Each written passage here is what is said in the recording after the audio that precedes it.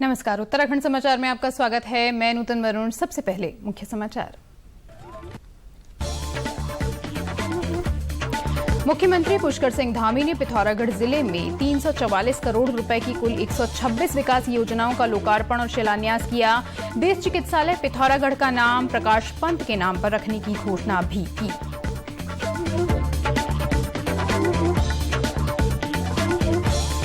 राज्य में 30 नवंबर तक मतदाता सूची में नाम जुड़वाने का मौका। मतदान केंद्रों पर लगाए जा रहे स्पेशल कैंप, नए मतदाताओं को जोड़ने के लिए चलाया जा रहा अभियान।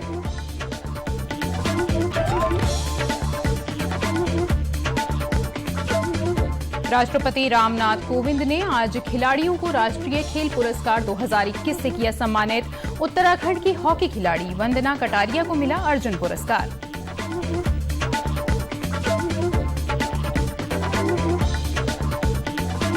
और आर्थिक अपराध और धोखाधड़ी के बढ़ते मामलों की जांच के लिए नैनीताल पुलिस ने फाइनेंशियल टास्क फोर्स और सोशल मीडिया लैब का किया गठन। बड़े आर्थिक अपराधों की जांच के लिए टास्क फोर्स साबित होगी मददगार। और अब समाचार विस्तार से। मुख्यमंत्री पुष्कर सिंह धामी ने कल शाम पिथौरागढ़ जिले के देव सिंह मैदान में आयोजित शरदोत्सव एवं विकास प्रदर्शनी मेले का उद्घाटन किया। इस अवसर पर जिले में 344 करोड़ रुपए की कुल 126 विकास योजनाओं का लोकार्पण और शिलान्यास किया गया, जिनमें लगभग 3 करोड़ रुपए की लागत से निर्माणाधीन 13 जनपद 13 डेस्टिनेशन पर्यटन के विकास संबंधी कार्य सहित कई योजनाएं शामिल हैं। इस दौरान उन्होंने जिले के विकास के लिए कई घोषणाएं भी की। वहीं मुख्यमंत्री ने बेस चिकित्सालय पिथौरागढ़ का नाम स्वर्गीय प्रकाश पंत के नाम पर रखने, जिला मुख्यालय के पांडे गांव से निराड़ा तक सड़क का निर्माण करने, शरदोत्सव एवं विकास प्रदर्शनी के लिए प्रत्येक वर्ष 50 लाख रुपए सरकारी अनुदान दिए जाने और छिपला केदार मेला स्थल के लिए 2 लाख रुपए दिए जाने की भी घोषणा की। मुख्यमंत्री ने कहा कि प्रधानमंत्री नरेंद्र मोदी ने कहा है कि आने वाला दशक उत्तराखंड का दशक होगा। इसके लिए हमारी मातृशक्ति को महत्वपूर्ण भूमिका का निर्वहन करना होगा। उन्होंने कहा कि इस प्रदेश के गठन में भी मातृशक्ति की कितनी बड़ी भूमिका है, ये बात किसी से छिपी नहीं है। उन्होंने प्रदेश की मातृशक्ति को प्रणाम करते हुए कहा कि आजीविका मिशन से जुड़ी महिलाओं को मजबूती देने के लिए 118 करोड़ रुपए का कोविड राहत पैकेज जारी कर दिया गया है, जिससे 7.5 लाख रुपए का लाभ सीधा महिलाओं को मिल रहा है। बेस चिकित्सालय पिथौरागढ़ का नाम स्वर्गीय प्रकाश पंत जी के नाम से किए जाने की घोषणा भी करता हूं। माननीय चंद्रा पंत जी कह रही हैं, पांडे गांव पुल से न्यूरा सेरा तक नाले को कवर करते हुए मोटर मार्ग का निर्माण किया जाएगा। मैं इसकी घोषणा करता हूं। और साथ में भाई राजेंद्र रावत जी ने कहा है कि ये मेला वास्तव में आज हम पर्यटन आधारित प्रदेश हैं और आने वाले समय में अभी प्रधानमंत्री जी केदारनाथ आए थे। जैसे पूरे देश को आदि गुरु शंकराचार्य जी ने जोड़ा था, रामेश्वरम से लेकर केदारनाथ तक का, पूरब से लेकर पश्चिम, उत्तर से लेकर दक्षिण, चारों दिशाओं को, पूरे भारत को एक सूत्र में पिरोने का काम किया था शंकराचार्य जी ने। आदि गुरु शंकराचार्य जी की जब मूर्ति का अभी अनावरण हुआ बाबा केदार के प्रांगण में, और माननीय प्रधानमंत्री जी ने जो एक विजन उत्तराखंड के लिए रखा है, उन्होंने कहा कि 2020 से लेकर 30 यानी कि 21वीं सदी का ये तीसरा दशक उत्तराखंड का दशक होगा। हर क्षेत्र में उत्तराखंड का दशक होगा। यानी कि जितने पर्यटक, जितने प्रकार के काम, जितने प्रकार का व्यवसाय, जितने प्रकार के उद्योग धंधे, जितने प्रकार की व्यावसायिक गतिविधियां हैं, आर्थिक गतिविधियां हैं, वो सारी की सारी भारत के आजाद होने से लेकर अब तक जितनी हुई है उससे ज्यादा आने वाले 10 वर्षों में होने वाली है। यानी कि 10 वर्षों में उत्तराखंड हिंदुस्तान का नंबर 1 राज्य बनने की ओर अग्रसर होगा। मुख्यमंत्री पुष्कर सिंह धामी ने पिथौरागढ़ के विकास भवन सभागार में विभागीय अधिकारियों के साथ बैठक की। इसमें उन्होंने जिले में संचालित विकास कार्यों और योजनाओं की समीक्षा के साथ ही जिले की मुख्य समस्याओं के बारे में भी जानकारी ली। मुख्यमंत्री ने निर्माणाधीन बेस चिकित्सालय भवन के निर्माण की प्रगति की समीक्षा करते हुए कार्यदायी संस्था को यथाशीघ्र कार्य पूर्ण करने और बेस चिकित्सालय को 1 माह के भीतर संचालित करने के निर्देश दिए। मुख्यमंत्री ने धनराशि अवमुक्त करने के बाद भी पिथौरागढ़ मेडिकल कॉलेज का निर्माण कार्य प्रारंभ नहीं होने पर नाराजगी जताई। बैठक में मुख्यमंत्री ने जिला मुख्यालय में वाहन पार्किंग की समस्या और तहसील धारचूला के काली नदी किनारे तटबंध निर्माण के संबंध में निर्धारित समय में स्वीकृति देने की भी बात कही। उन्होंने आपदा राहत एवं पुनर्वास कार्यों में ढिलाई न बरतने के सख्त निर्देश भी दिए। बैठक से पहले मुख्यमंत्री ने विकास भवन सभागार में जनता मिलन कार्यक्रम में आम जनता और विभिन्न संगठनों की समस्याएं भी सुनी और आवश्यक कार्रवाई के लिए अधिकारियों को निर्देशित किया। मुख्यमंत्री पुष्कर सिंह धामी ने आज पिथौरागढ़ जिला मुख्यालय के चंडाक रोड स्थित वरदायिनी मंदिर परिसर में आजादी का अमृत महोत्सव कार्यक्रम में प्रतिभाग किया। इस अवसर पर उन्होंने नवनिर्मित 100 फीट ऊंचाई का तिरंगा फहराया। इस अवसर पर मुख्यमंत्री ने कहा कि ये भूमि देव और वीरों की भूमि है। तिरंगा युवाओं में देशभक्ति के जज्बे के साथ ही देश के लिए कुछ करने के लिए प्रेरित करता है। उन्होंने कहा कि केंद्र सरकार के निर्देशन में आजादी की 75वीं वर्षगांठ के अवसर पर पूरे देश में आजादी का अमृत महोत्सव मनाया जा रहा है। इसमें हम सभी को बढ़ चढ़कर प्रतिभाग करना चाहिए। राज्य में 1 से 30 नवंबर तक मतदाता सूची का विशेष संक्षिप्त पुनरीक्षण कार्यक्रम चल रहा है। इसके अंतर्गत 13 व 14 नवंबर और 27 व 28 नवंबर को मतदान केंद्रों पर स्पेशल कैंप लगाए जा रहे हैं। मुख्य निर्वाचन अधिकारी सौजन्या ने बताया कि जो लोग 1 जनवरी 2022 या उससे पहले 18 वर्ष की आयु पूर्ण कर रहे हैं, वो 1 से 30 नवंबर तक मतदाता सूची में अपना पंजीकरण करवा सकते हैं। देहरादून जिले में भी मतदाता जागरूकता अभियान एवं संक्षिप्त पुनरीक्षण कार्यक्रम चलाया जा रहा है। इसके तहत नए 2 लाख मतदाताओं को निर्वाचक नामावली सूची में पंजीकरण कराए जाने के लिए जिले भर में विशेष शिविरों का आयोजन किया जा रहा है। जिला निर्वाचन अधिकारी डॉक्टर आर राजेश कुमार ने मतदाता जागरूकता के इस अभियान को सफल बनाने के लिए स्वीप प्रभारी जिला कार्यक्रम अधिकारी और बाल विकास एवं युवा कल्याण अधिकारी को व्यापक स्तर पर प्रचार प्रसार किए जाने के लिए निर्देशित किया। मतदाता जागरूकता के इस कार्यक्रम को सफल बनाने के लिए आज परेड ग्राउंड से महिला स्कूटी रैली और ट्रांसजेंडर के माध्यम से उपस्थित जन समुदाय को मतदाता शपथ ग्रहण करवाई गई। साथ ही सिटी मजिस्ट्रेट कुसुम चौहान ने इस रैली को झंडी दिखाकर रवाना किया। राष्ट्रपति रामनाथ कोविंद ने आज राष्ट्रपति भवन में राष्ट्रीय खेल पुरस्कार 2021 प्रदान किए। इस अवसर पर हॉकी खिलाड़ी वंदना कटारिया को राष्ट्रपति द्वारा अर्जुन पुरस्कार से सम्मानित किया गया। राष्ट्रपति भवन में आयोजित समारोह में मेजर ध्यानचंद खेल रत्न पुरस्कार 12 खिलाड़ियों को प्रदान किए गए। 35 खिलाड़ियों को अर्जुन पुरस्कार से सम्मानित किया गया। इनमें 18 हॉकी खिलाड़ी भी शामिल हैं। इसके साथ ही राष्ट्रपति द्वारा द्रोणाचार्य पुरस्कार, ध्यानचंद लाइफ टाइम अचीवमेंट पुरस्कार और राष्ट्रीय खेल प्रोत्साहन पुरस्कार भी राष्ट्रपति द्वारा प्रदान किए गए। आर्थिक अपराध और धोखाधड़ी के बढ़ते मामलों की जांच के लिए नैनीताल पुलिस ने फाइनेंशियल टास्क फोर्स और सोशल मीडिया लैब का गठन किया है। कल देर शाम वरिष्ठ पुलिस अधीक्षक प्रीति प्रियदर्शनी ने पुलिस बहुउद्देशीय भवन हल्द्वानी में नवनिर्मित फाइनेंशियल टास्क फोर्स और सोशल मीडिया मॉनिटरिंग सेल का शुभारंभ किया। इस अवसर पर एसएसपी ने कहा कि बड़े आर्थिक अपराधों की जांच के लिए टास्क फोर्स मददगार साबित होगी। उन्होंने कहा कि लैब के माध्यम से सोशल मीडिया पर आपत्तिजनक पोस्ट करने वालों पर नजर रखी जाएगी। इसके साथ ही पुलिस के जनहित के कार्यों के प्रचार प्रसार और जन उपयोगी जानकारी को भी साझा करने में सोशल मीडिया लैब मददगार साबित होगी।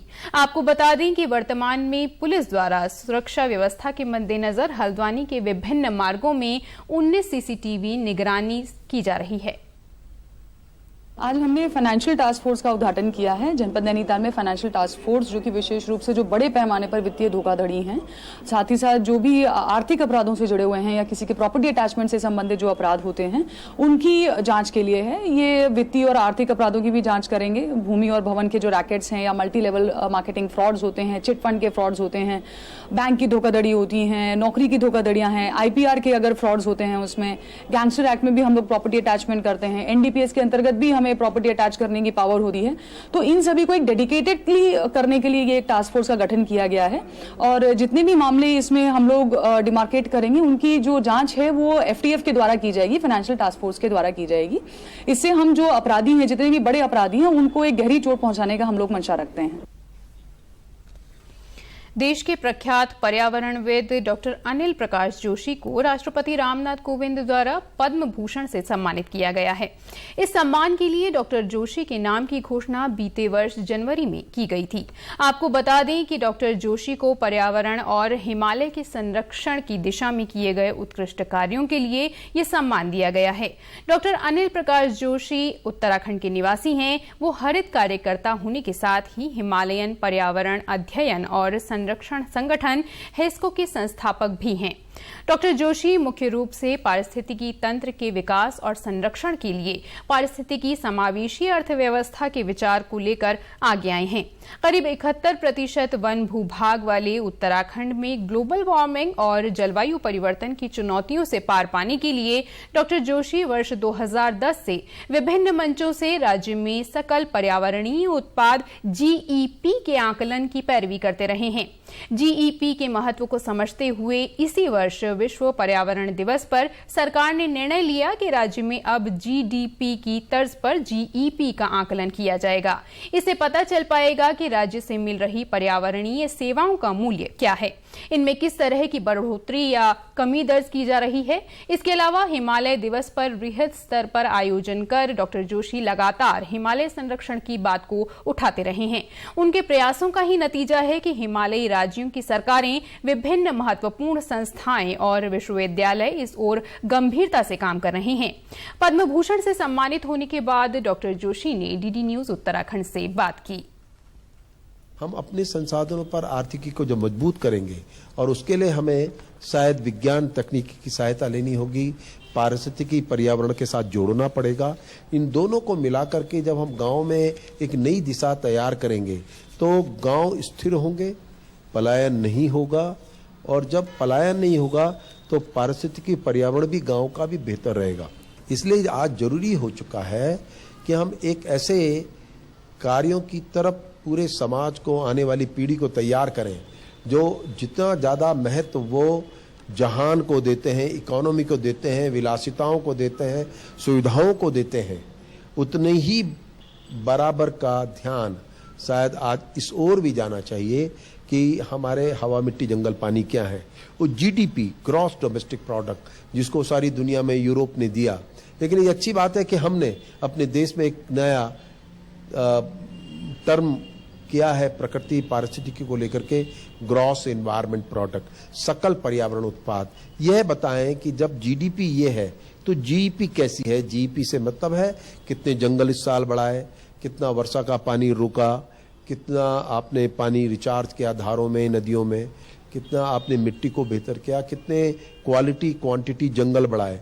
इनको चारों को मिलाकर GEP तो इधर इकोलॉजी बढ़ेगी, उधर इकोनॉमी बढ़ेगी। देश भर में बाल लिंगानुपात के गिरते स्तर में सुधार लाने और बेटियों का जीवन स्तर सुधारने के लिए केंद्र सरकार ने वर्ष 2015 में बेटी बचाओ बेटी पढ़ाओ योजना का शुभारंभ किया।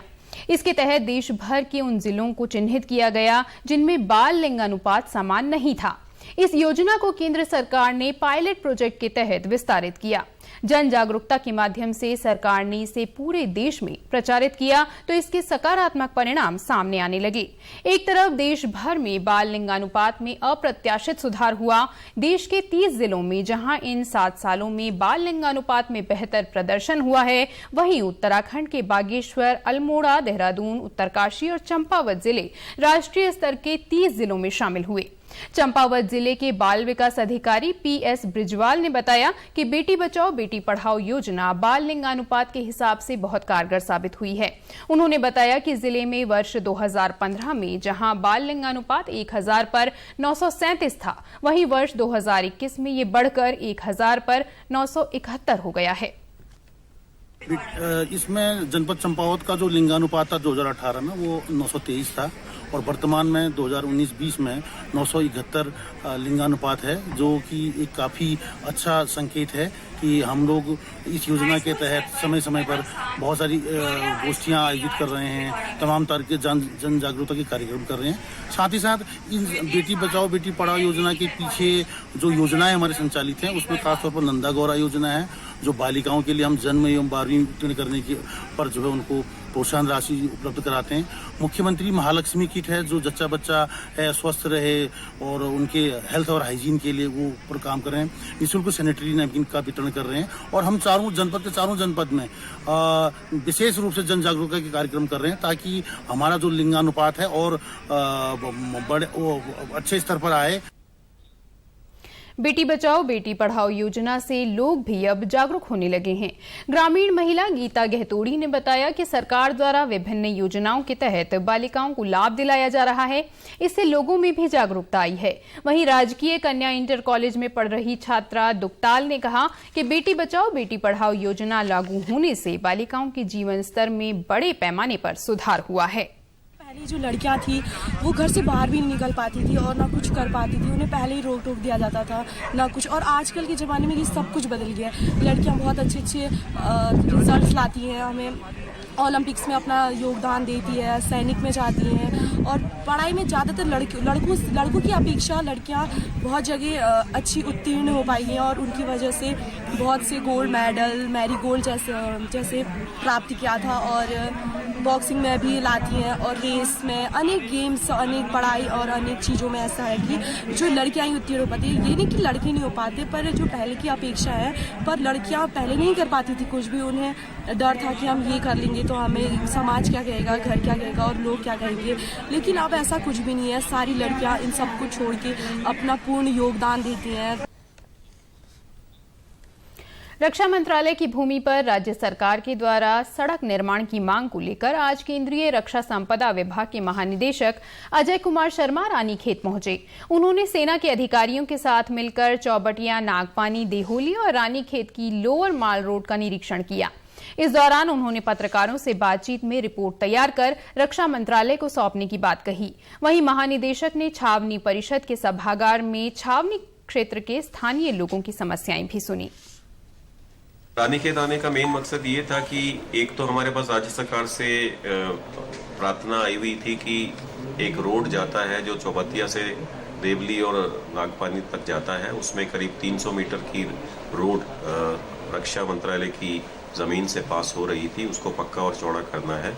तो उसमें कुछ सेना के अपने विचार थे, उनकी अपनी समस्याएं हैं। तो मैं आज खुद स्पॉट पे गया, उसका निरीक्षण किया है अपने अधिकारियों के साथ और सेना के अधिकारियों ने भी हमसे बात की है। तो इस विषय में हम देख रहे हैं कि दोनों पक्षों के अपने कुछ प्रॉब्लम्स हैं, वो सारी जो भी हमें इन्फॉर्मेशन मिली है वो रक्षा मंत्रालय तक हम पहुंचाएंगे और उसके बाद ही उचित कार्रवाई की जाएगी। उसके अलावा जो एक और रोड है जो लोअर माल रोड से 800 मीटर का रास्ता निकलना है, उसके विषय में भी हमने बात की है। तो वहाँ मुझे बताया गया है कि करीब 257 हरे पेड़ हैं, चीड़ के पेड़ हैं, जिनको काटने की आवश्यकता होगी। इस विषय में फॉरेस्ट डिपार्टमेंट का एनओसी लगेगा। अगर फॉरेस्ट डिपार्टमेंट एनओसी दे देता है और एक प्रस्ताव हमें राज्य सरकार से रक्षा मंत्रालय को मिल जाता है, एलएमएस पोर्टल बना हुआ है जिसमें ऑनलाइन रिक्वेस्ट आती है, तो इस पर विचार किया जा सकता है। उत्तराखंड राज्य स्थापना दिवस के अवसर पर मनाए जा रहे 6 दिवसीय उत्तराखंड महोत्सव के तहत आज पर्यटन विभाग द्वारा बागेश्वर में नगर से हरसीला तक माउंटेन बाइकिंग कार्यक्रम का आयोजन किया गया। माउंटेन बाइकिंग रैली को कपकोट विधायक बलवंत सिंह भौरियाल, जिलाधिकारी विनीत कुमार और पुलिस अधीक्षक अमित श्रीवास्तव ने संयुक्त रूप से हरी झंडी दिखाकर रवाना किया।